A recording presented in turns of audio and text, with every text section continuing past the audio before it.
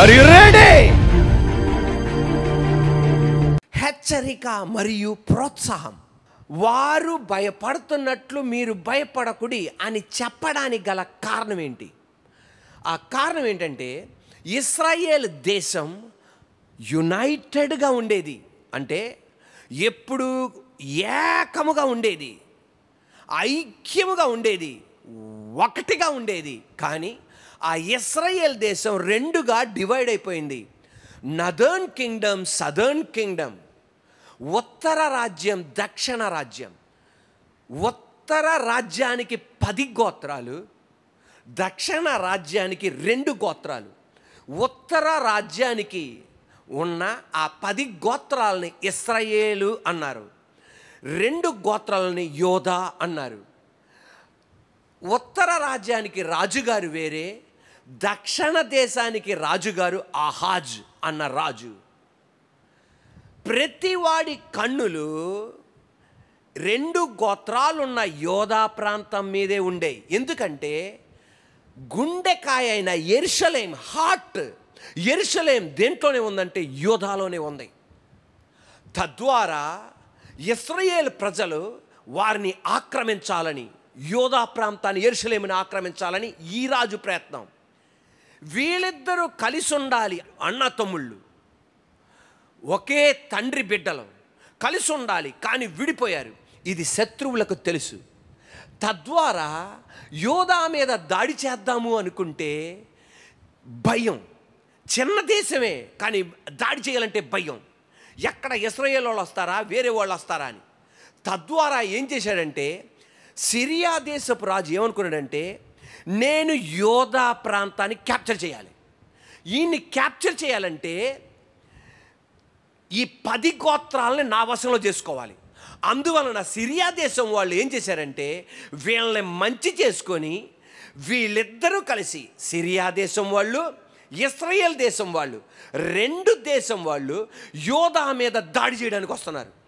యోధా మీద, యెరూషలేం మీద దాడి చేయడానికి వస్తున్నారు.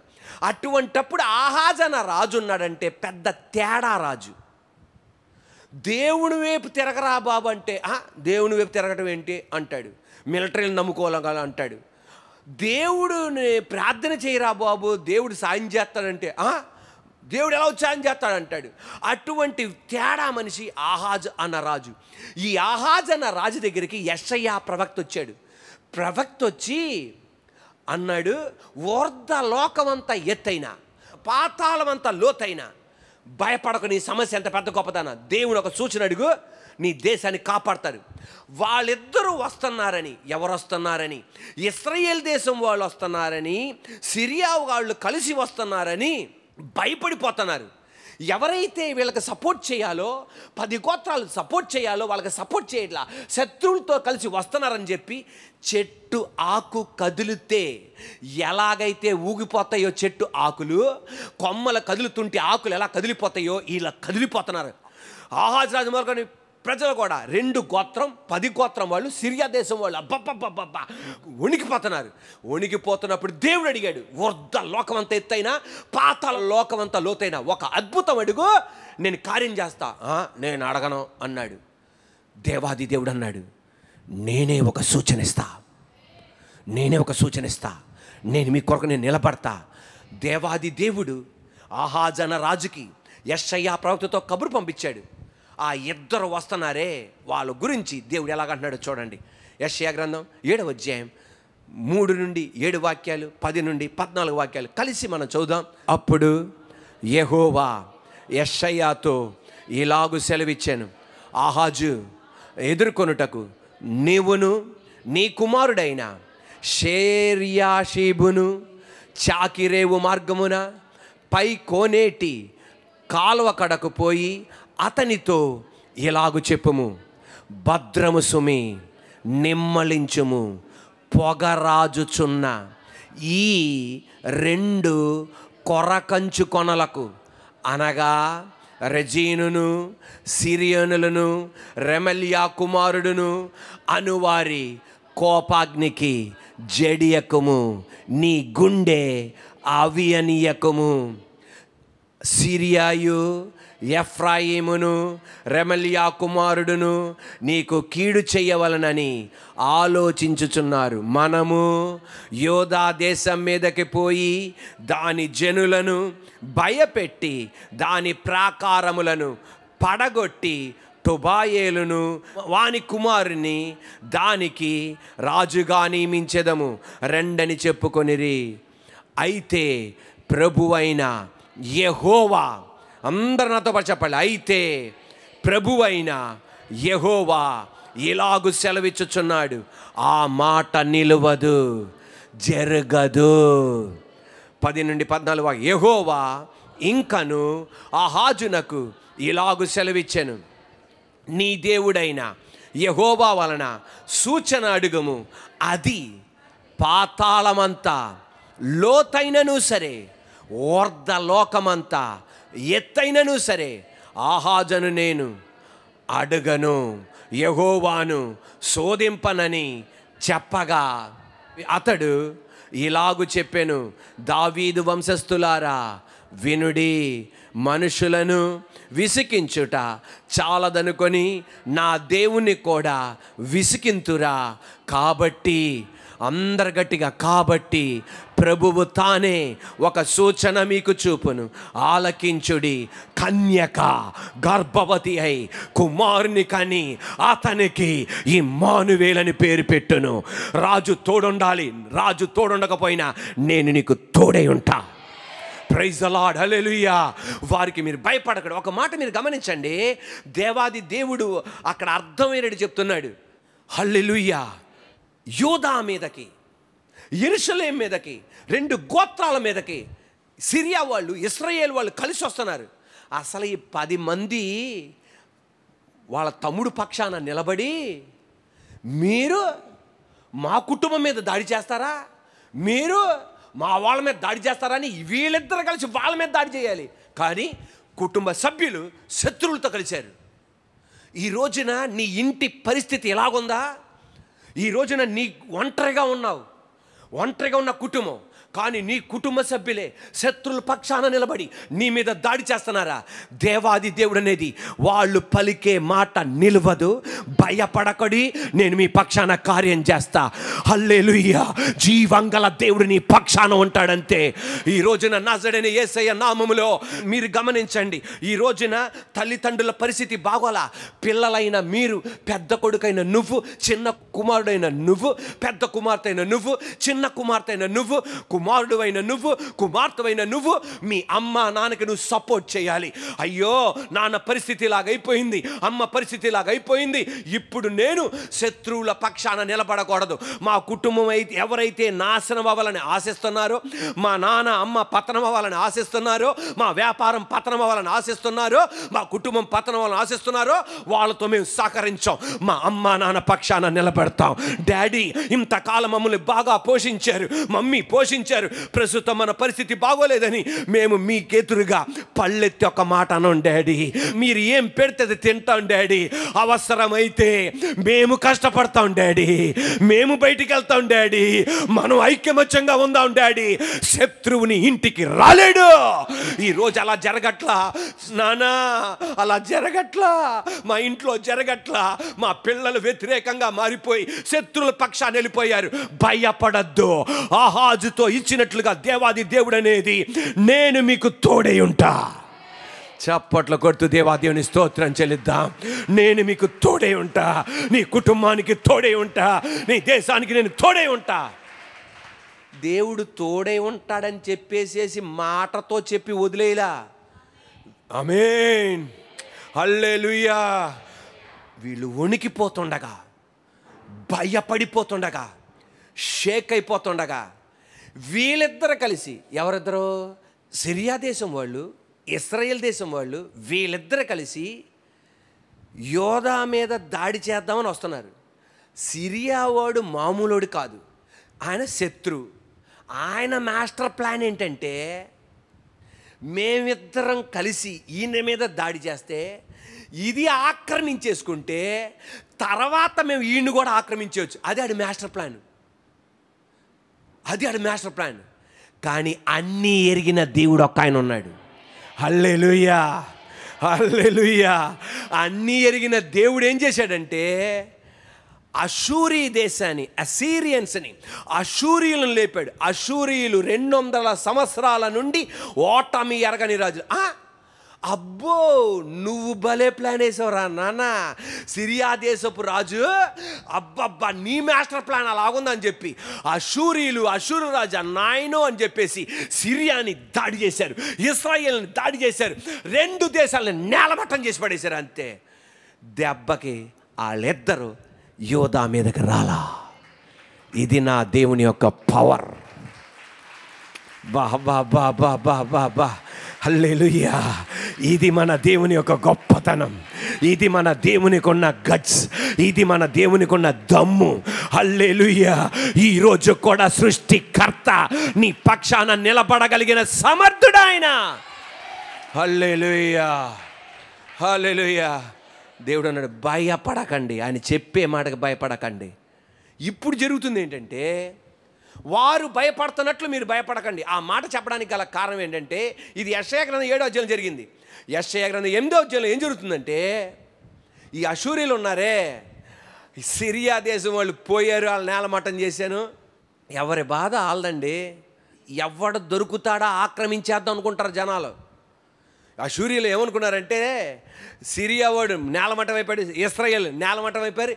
ఇప్పుడు అతని ఆశ ఇక 2 గోత్రాలే, ఎవడో ఏమీ చేయలేడు, ఇప్పుడు నేనెలా ఆక్రమించేస్తానన్నాడు. ఇప్పుడు ఇంకా టెర్రర్ పుట్టుకుంది. ఎందుకంటే 200 సంవత్సరాల నుండి ఓటమి ఎరగని రాజులాళ్ళు అమ్మ నాయన దేవాది దేవుడు అన్నాడు.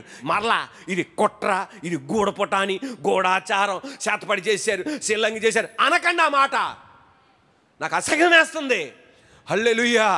దేవుని బిడ్డలు, దేవుణ్ణి ఎరిగిన వాళ్ళు పునరుద్ధారుడైన దేవుణ్ణి, ఆమేన్ హల్లెలూయా, సిలువలో ఉన్న దేవుడు కాదు, 3వ రోజు తిరిగి లేచి నీ గుండెల్లో ఉన్న దేవుడు ఆయన, నీ హృదయములో ఉన్న దేవుడు ఆయన, నా హృదయములో ఉన్న దేవుడు ఆయన, మన మందిరములో సాక్షాత్తుగా ఉన్న దేవుడు ఆయన. హల్లెలూయా. మన ఫిలదెల్ఫియా మందిరములో, కృపానిధి మందిరములో, మన మందిరములో సాక్షాత్తుగా ఉన్న దేవుడు ఆయన. మాట్లాడితే కుట్ర, మాట్లాడితే శాతపడి, మాట్లాడితే సిల్లంగి అనకండి.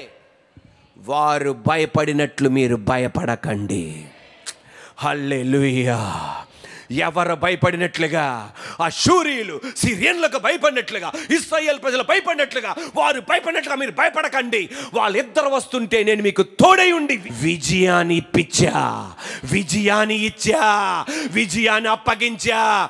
వీళ్ళకు కూడా మీరు భయపడకండి, నేను మీకు తోడై ఉంటా.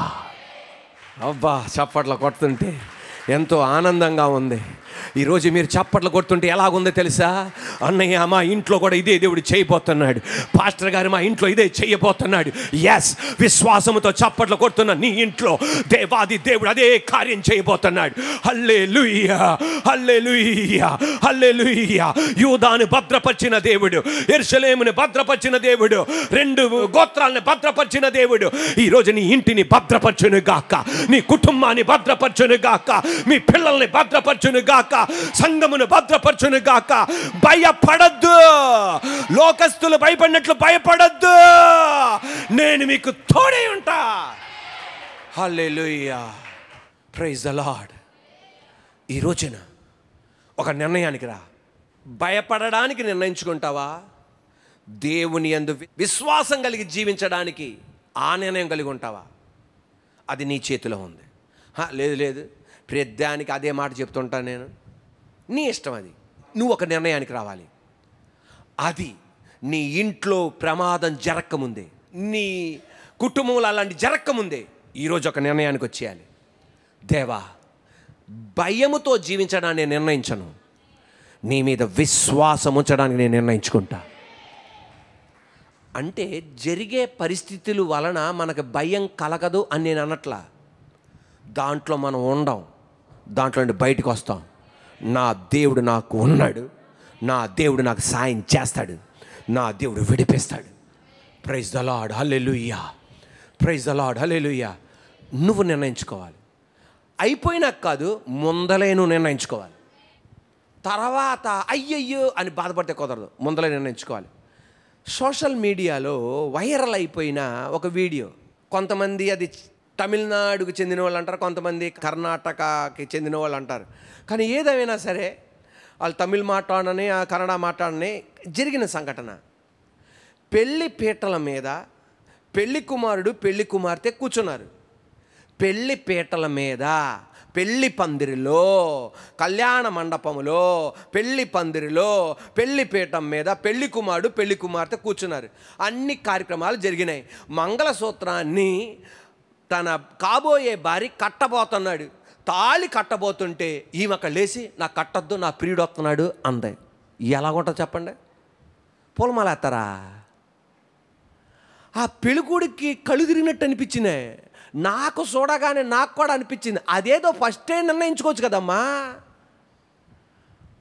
నా ప్రియుడు వస్తాడు, ఆయన వచ్చి కడతాడు. అబ్బా, ఎంత మంచి కబురు చల్లగా చెప్పిందండి ఆమె. అసలు ఆ మొహంలో టెన్షన్ కూడా లేదు. ఆ మనిషి వస్తున్నాడా, ఆ ప్రియుడు రావట్లా, ఇద్దరి మధ్యలో బుక్ అయిపోయింది. ఇక నయ్యో ఆ వీడియోలో కనపడలేదు, కానీ అమ్మా నాన్న తెగ బాధేసి ఉంటారు, అక్కడ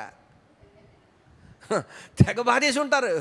అసలు మామూలుగా కాదు. ఇక అమ్మ అయితే సొప్పు తీసుకొనే, ఇక అమ్మలకి ఆయుధాలు ఇదే, నాన్నకి బెల్టు కర్ర, అమ్మకి సొప్పు సీపురి కట్ట. అక్కడ ముందల నిర్ణయం తీసుకోవచ్చుగా. పాపం ఆ వ్యక్తి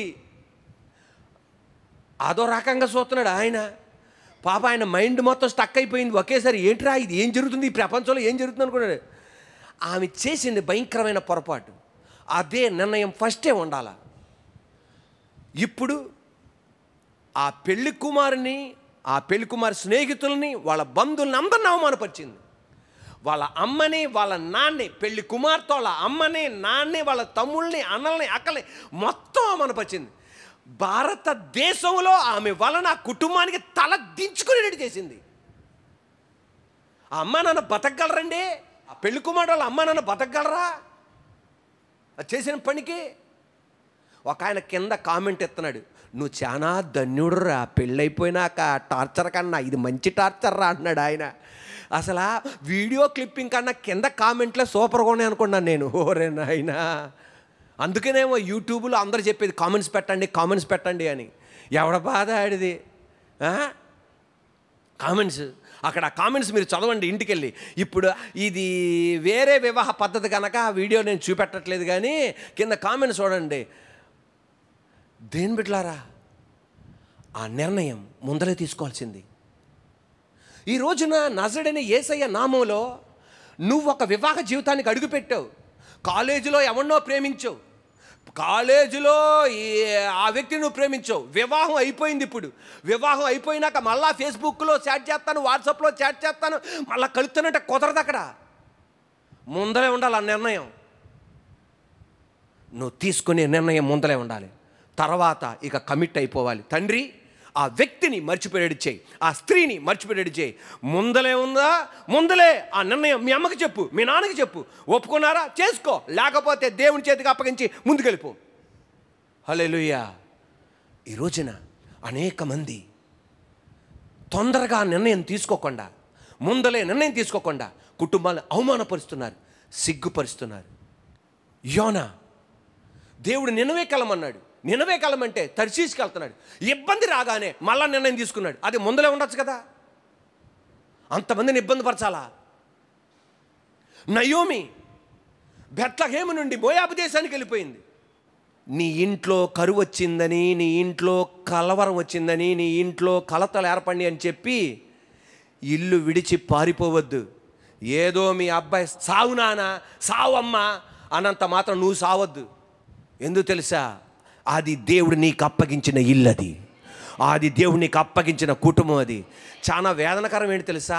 ఆడపిల్లలు కూడా అమ్మని చూసి, నేను చెప్పే ఏం అబద్ధం కావండి, మీరు అనుకుంటారు కల్పిత కథలు చెప్తాడు అన్న అని అనుకుంటారు. కాదు, ఆఖరికి ఆడపిల్లలు కూడా అమ్మను చూసి సావు వెళ్ళి ఎందుకు మమ్మల్ని కన్నావు. ఎంత వేదనకరం అండి ఆ మాట. అమ్మని నువ్వు ఆ మాట అనొచ్చా? నువ్వు సావే ఎందుకు మమ్మల్ని కన్నావు. ఆ మాటకు నువ్వు సావడానికి వీల్లేదు. యోబు భార్య యోబుని ఏమని తెలుసా? నువ్వు వెళ్ళి సావు, దేవుని తిట్టి సావలా. హల్లెలూయా. పరిస్థితి బాగోలేదు, నేను సస్తానేంటి, నా దేవుడు మళ్ళా నన్ను జ్ఞాపకం చేసుకుంటాడు. అంతేగాని కొంతమంది అమ్మలు ఉన్నారు, ఎందుకు ఆంటీ గారు ఇలా చేశారంటే మా అమ్మాయి చెప్పిన మాట తట్టుకోలేకపోతున్నా. తట్టుకోవాలి. దెయ్యంగాడు మీ అమ్మాయిని వాడుకుంటున్నాడు. యేసు రక్తమే చేయమనండి. మీ అమ్మాయిని దెయ్యంగాడు వాడుకుంటున్నాడు. యోబు ఆ భార్యని దెయ్యంగాడు వాడుకున్నాడు. మీ అమ్మాయి కాదు, మీ అమ్మాయిలో ఆక్రమించిన దెయ్యం కుక్కిట వేలుతో పెకలింపబడును గాక. చప్పట్లు కొడుతూ దేవాదేవుని స్తోత్రం చెల్లిద్దాం. హల్లెలూయా. ఈరోజు చప్పట్లు కొడుతుండగా కుటుంబంలో ఉండనీయకుండా, నీ ఇంట్లో ఉండనీయకుండా, వ్యక్తులను తరిమి కొడుతున్నా, ఇంట్లో ఉండనీయకుండా పారిపోయేడు చేస్తున్న ప్రతి దురాత్మ నువ్వు చప్పట్లు కొడుతుండగా, ఎందుకు చప్పట్లు కొడుతున్నావు తెలుసా? దేవునికి మహిమార్థంగా నాతో మాట్లాడినందుకు స్తోత్రం, నన్ను నిలబెట్టినందుకు స్తోత్రం, నన్ను కట్టినందుకు స్తోత్రం. హల్లెలూయా. యేసయ్య పేతురుని చూసి అన్నాడు, పేతురు పో అనలా. సాతానా పో, నువ్వు కాదు, నువ్వు నాతో ఉండాలి, నీలో ఉన్న సాతాను పోవాలి. హల్లెలూయా. Praise the lord. ఒక తండ్రి చెప్తున్నాడు, నేను చెప్పే ఏమి అబద్ధం కాదు. ఒక తండ్రి చెప్తున్నాడు, కుమారుడు అంటున్నాడంట ఆ తండ్రిని చూసి, ఇంతకాలం పెంచిన తండ్రి అండి, ఇంతకాలం పోషించిన తండ్రి అండి, కారులో తిప్పిన తండ్రి అండి, ఏం కావాలి అంటే అది కొనిచ్చే తండ్రి అండి, పరిస్థితి బాగోలేక దుఃఖపడుతుంటే ఎందుకన్నావయ్యా మమ్మల్ని, వెళ్ళి సావు, నువ్వు వెళ్ళి సావు, కృష్ణానదిలో దూకి సావు. ఏంటండి నాన్నతో అనే మాట అది, నాన్నతో అనే మాట. నాన్న పరిస్థితి బాగోలా, ఆ నాన్న నాతో చెప్పేది ఏంటి తెలుసా? నేను వెళ్ళానయ్యా కృష్ణానది దాకా వెళ్ళా, ఎందుకు నా కుమారుడికి నేను అక్కర్లా, కానీ నువ్వు వాక్యంతో మాట్లాడావే, ఆ మాట నా హృదయంలో మోగి, నేను సావటం ఏంటి ఆడి చెప్తే నేను సావటం ఏంటి? నేను అంకుల్ గారికి చెప్పింది వాడి కాదండి, వాడిలో ఉన్న దురాత్మ ఈరోజు నజరేయుడైన యేసయ్య నామములో ఏ పిల్లల్లో అయితే దురాత్మ ఆక్రమించి ఇలాంటి చండాల పనులు చేస్తున్నదో ఆ బిడ్డల నుండి ఆ దురాత్మ ఇప్పుడే పోనుగాక.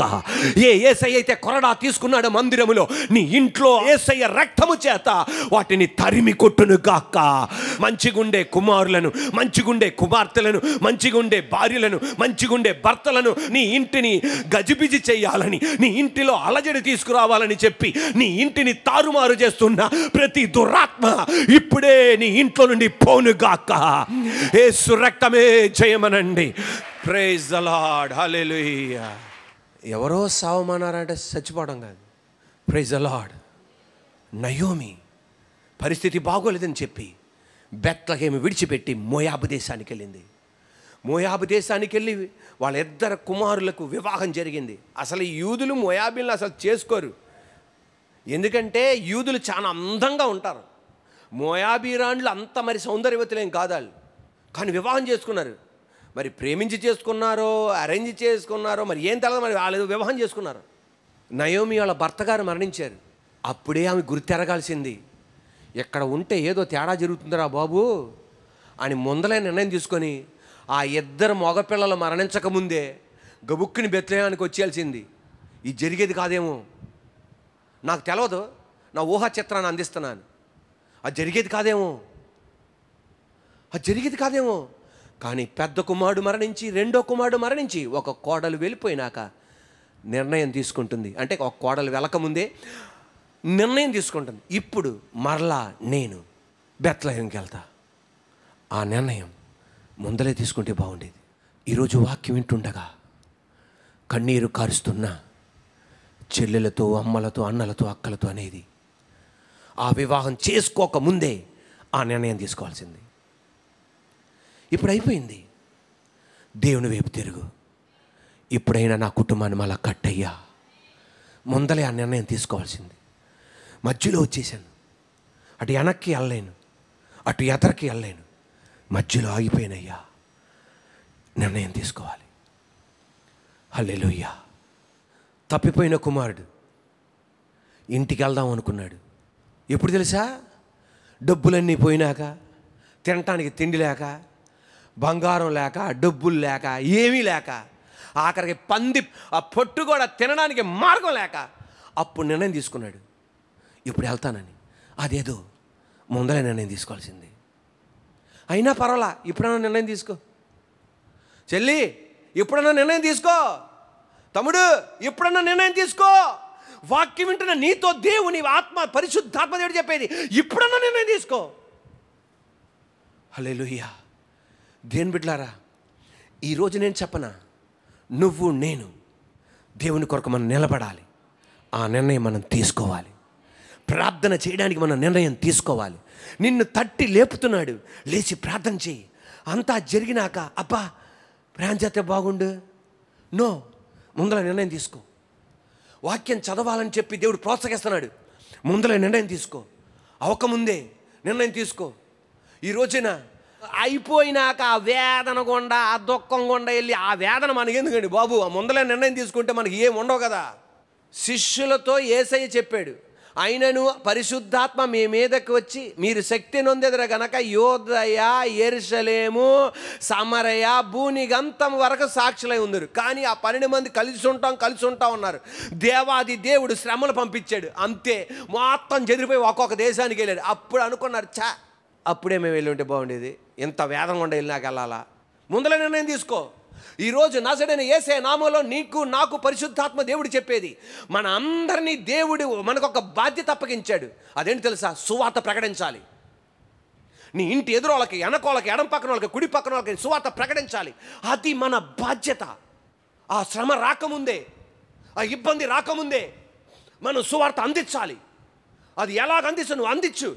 ఈ రోజున దేవుని ఆశ.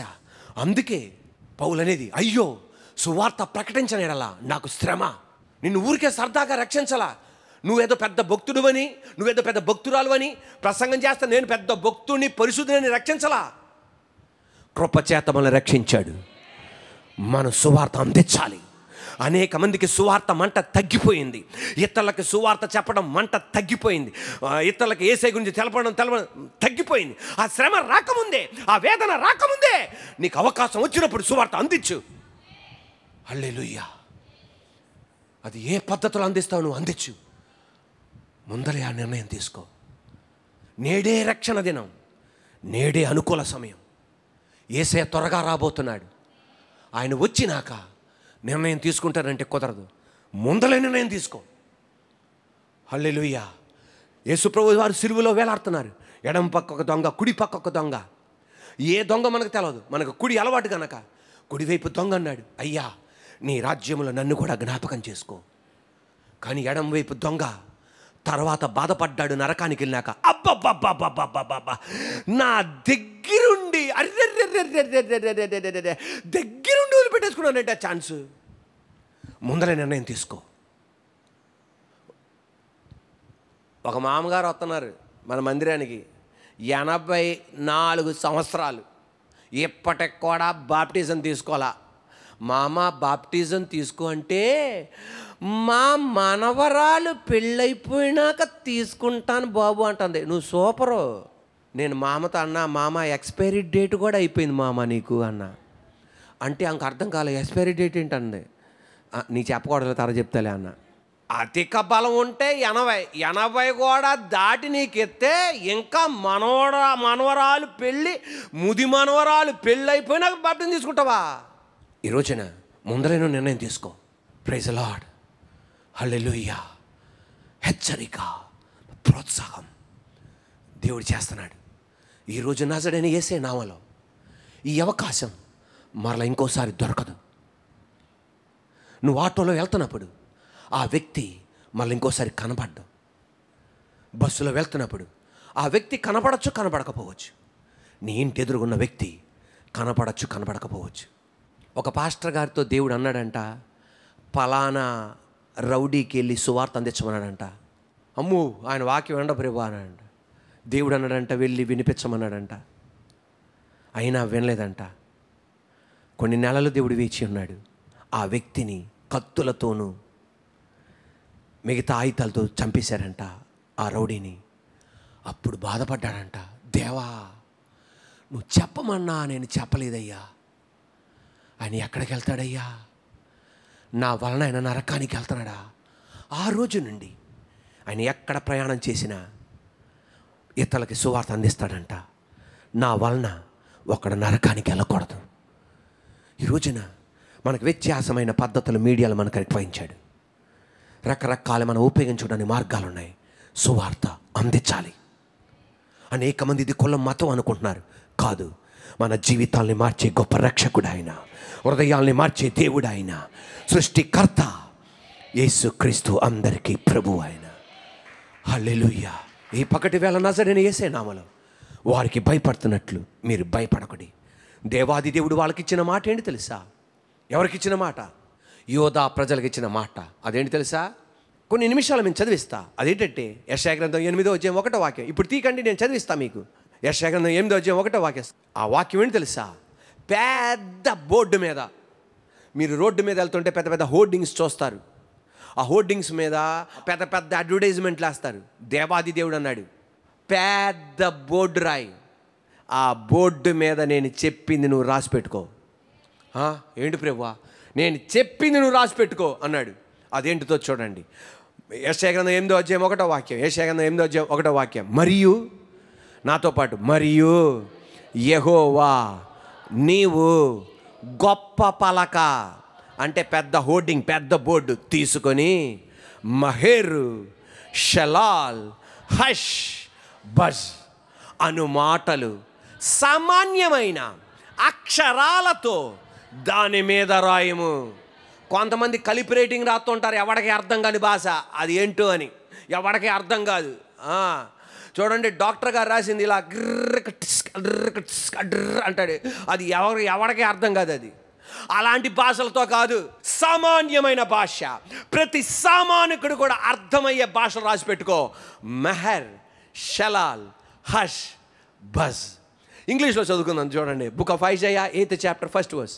Then the Lord said to me, take a large scroll and write on it with an ordinary pen. హల్లెలూయా. సాధారణంగా సామాన్యమైన భాషలో, అర్థమయ్యే భాషలో, ఆర్డినరీ పెన్తో మెహర్, షలాల్, హష్, బాజ్. చెప్పండి. ఒకవేళ ఒక్కొక్క రకంగా మన హీబ్రూ భాష రాదు కనుక మీరు అంత కరెక్ట్గా నేను ప్రొనౌన్సియేషన్ చేయకపోయినా మీరు కంగారు పడకండి. నా ఉద్దేశం మీరు అర్థం చేసుకోండి. నాతో పాటు చూడండి. మెహర్, షలాల్, హష్, బాజ్ అంటే అర్థం ఏంటి? మెహర్, షలాల్, హష్, బాజ్ అన్న మాటకి అర్థం ఏంటంటే, మెహర్, షలాల్, హష్, బాజ్ అన్న. నాతో పాటు చెప్పండి. Meher, Meher, Shalal, Hash, బాజ్. అమ్మ అందరు చెప్పండి. నోరు తిరగట్లేదు అన్నయ్య, మీ పిల్లలకు అలాంటి పేర్లు పెట్టకండి. కావాలంటే పెట్టుకోండి. యెషయా ప్రవక్త యొక్క పెద్ద కుమారుడి పేరు ఈ పేరే, Maher, Shalal, Hash, Baz. Praise the lord. Hallelujah. ఆ మాటకి అర్థం ఏంటంటే, స్పీడ్గా వెళ్ళి శత్రువుల దగ్గర ఉన్నది లూటీ చేసుకుని రండి అని. చెప్పలు కొట్టలేదే. హల్లెలూయా, హల్లెలూయా. స్పీడ్గా వెళ్ళి ఆక్రమించేయండి. ఇప్పుడు ఆమేన్ అనాలి. ఆక్రమించేయండి. మిమ్మల్ని ఆక్రమిస్తానన్నవాడిని, మిమ్మల్ని దోచుకుంటానన్నవాడిని, మీ దగ్గర దోచుకున్నవన్నిటిని స్పీడ్గా వెళ్ళి దోచుకుని వచ్చేయండి మొత్తం. అంతే. అసలు ఒక్క చీపురి పుల్ల కూడా మిగల్చకండి, మొత్తం లూడి తీసుకుని బయటికి రండి. మోషే అన్నాడు, ఒక్క డెక్క కూడా మిగల్చను, మొత్తాన్ని బయట తీసుకొస్తా. మెహర్, షలాల్, హజ్, బజ్. అందరు చెప్పండి. చెప్పలేకపోతున్నారు, కొంతమంది నోరు తెరలేకపోతున్నారు. మీరు మీ పెద్ద అబ్బాయికే పేరు పెట్టండి. అయితే ఇంకా దెబ్బకి నోరు తిరగటం ఉండదు, ఇంకా ఎవరికి నత్తి కూడా రాదు ఇక ఆ మాట పలికితే. అందరు నాతో వచ్చారు. Meher.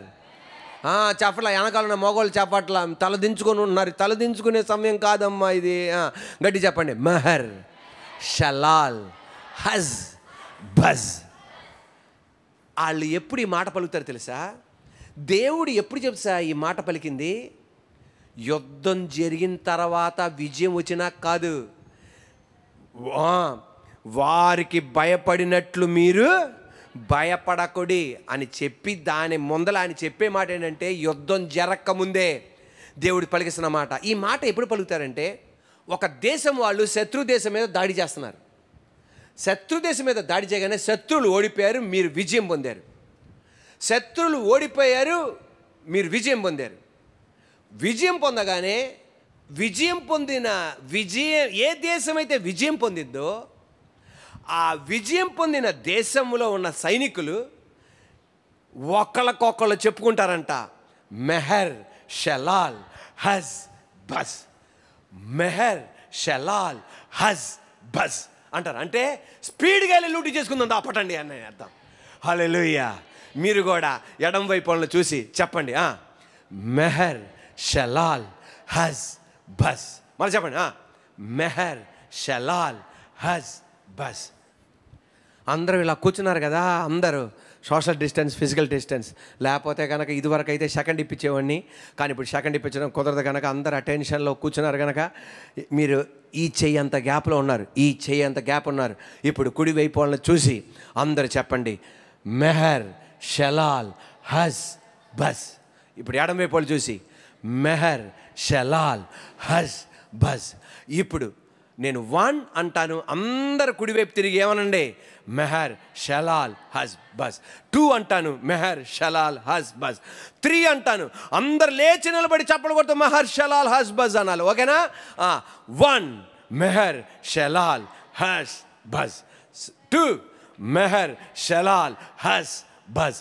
3 Meher Shalal Hash bus. ఈ రోజున శత్రువు నీ ఇంటిలో నుండి ఈ రోజున చప్పట్లు కొడుతుండగా ఏ శత్రువు అయితే నీ ఇంటిలో ఉన్న ఆనందాన్ని తీసుకువెళ్ళాడు, ఐశ్వర్యాన్ని తీసుకువెళ్ళాడు, సరిపోలా చప్పట్లు, ఆరోగ్యాన్ని తీసుకువెళ్ళాడు, పరిశుద్ధతను తీసుకువెళ్ళాడు, అభిషేకాన్ని తీసుకువెళ్ళాడు, తలంతులను తీసుకువెళ్ళాడు, వరాలని తీసుకువెళ్ళాడు, నీ ఇంటిని తీసుకెళ్ళిపోయాడు, సొంతింటిని తీసుకెళ్ళిపోయాడు, ఐక్యతను తీసుకెళ్ళిపోయాడు, ఆరోగ్యాన్ని తీసుకెళ్ళిపోయాడు. యేసయ్య నామములో నీకు తిరిగి అందును గాక. చప్పట్లు కొడుతూ Maher Shalal Hash Baz. Praise the lord.